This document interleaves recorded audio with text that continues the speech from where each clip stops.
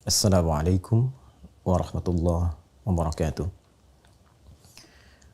Alhamdulillahi wa kafa. Wassalatu wassalamu ala rasulillahil mustafa wa ala alihi wa sahbihi wa man wafa wa ba'd.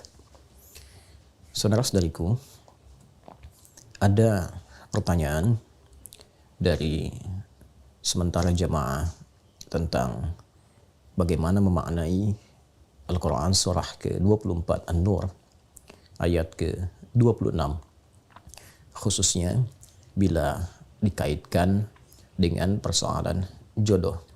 Baik bertemu dengan yang baik, yang tidak baik bertemu dengan yang tidak baik lagi. Bagaimana bila dalam satu kondisi yang baik ternyata bertemu dengan yang tidak baik? Apakah relevan dengan pemaknaan ayat yang dimaksudkan?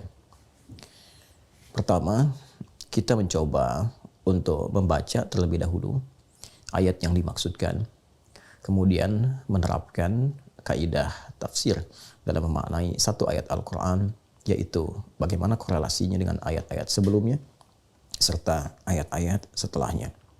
Memang ada sebagian yang memaknai dari kalangan ahli tafsir yang menarik ayat ini ke dalam keumuman makna tentang keberpasangan dalam rumah tangga. Baik bertemu dengan baik, jodoh yang jelek pun, perilaku yang tidak baik akan berjumpa dengan yang tidak baik lagi. Sekilas, memang terlihat ada kebenaran dari segi penafsiran yang dimaksudkan. Orang-orang yang berkumpul di tempat-tempat yang baik cenderung mencari jodoh yang baik pula. Orang-orang yang berkumpul di tempat yang kurang baik boleh jadi juga cenderung memilih pasangan yang sekufu, sekeadaan, setempat dia bergaul. Karena itu dalam Islam, latar belakang keadaan bergaul juga menjadi penentu bagaimana seseorang bisa memadu kasih dalam kehidupan berumah tangga. Namun ini menjadi problem ketika ada orang-orang yang menduga pasangannya baik, ternyata setelah menikah tidak seperti yang digambarkan, tidak seideal yang diharapkan. Dirinya sudah baik, namun pasangan belum terlihat baik seutuhnya.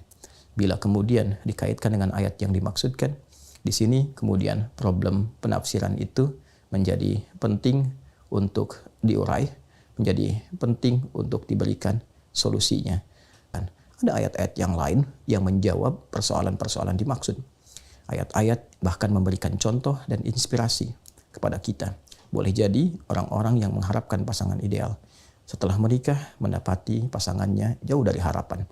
Maka cara memaknainya berdasarkan ayat-ayat lain di luar ayat 26 surah An-Nur ini, seperti ayat yang menunjukkan kesabaran Sayyidah Asiyah saat berumah tangga dengan Fir'aun, ataupun bahkan di level Nabi Nuh alaihissalam, Nabi Lut alaihissalam, bagaimana menghadapi kondisi istri-istri mereka yang bahkan jauh dari harapan. Maka Islam mengajarkan bersabar, berprasangka baik kepada Allah Subhanahu wa taala. Boleh jadi yang kurang baik itu dititipkan kepada Anda supaya Anda bisa membimbingnya menjadi lebih baik, mendakwahinya. Dan boleh jadi disitulah ruang kesabaran yang mendekatkan diri keluarga kepada Allah Subhanahu wa taala. Bukankah Allah berfirman, "Innallaha ma'as sabirin"? Anda ingin dekat dengan Allah dan Allah berikan pintunya. Orang mencari keluar, Anda mendapatkannya di dalam rumah. Bukankah sabar mengantarkan kepada surga lebih cepat dari amalan-amalan yang lainnya? Sehingga malaikat mengucapkan selamat kepada penduduk surga dengan kalimat sabar. Salamun alaikum bima sabartum. Selamat atas kesabaran yang telah Anda pupuk selama berkehidupan. Mudah bagi Allah menitipkan kepada pria lain ataupun perempuan yang lain, tapi dititipkan kepada Anda karena boleh jadi ada kebaikan-kebaikan pada diri Anda yang hanya itu yang dipandang oleh Allah mampu merubah pasangan menjadi lebih baik. Kita tidak tahu di titik mana Allah menghendaki, namun tugas kita hanya berikhtiar, tidak menentukan hasil. Semoga Allah Subhanahu wa taala merahmati kita, menyayangi kita, menjaga keutuhan dalam rumah tangga, dan membebaskan dari berbagai tuduhan-tuduhan, perilaku-perilaku buruk yang berpotensi mendatangkan murka dan azab Allah Subhanahu wa taala. Subhanakallahumma wa bihamdika asyhadu an la ilaha illa anta nastaghfiruka wa natubu ilaik wa akhiru da'wana alhamdulillahi rabbil alamin Assalamualaikum warahmatullahi wabarakatuh.